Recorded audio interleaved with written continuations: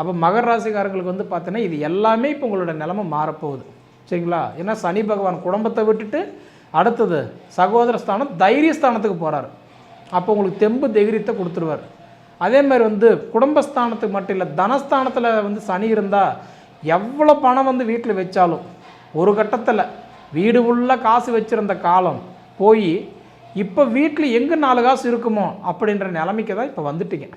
அதனால் பார்த்தீங்கன்னா நிச்சயம் இந்த காலகட்டம் உங்களுக்கு வந்து இந்த உடைய மார்ச் 29க்கு மேலே சனி உங்களுக்கு 2ஆம் இடத்துலேருந்து 3ஆம் இடத்துக்கு போயிட்டாருன்னா தைரியஸ்தானத்துக்கு போயிடுவார். ஓரளவுக்கு உங்களுக்கு சப்போர்ட் பண்ணுவார்.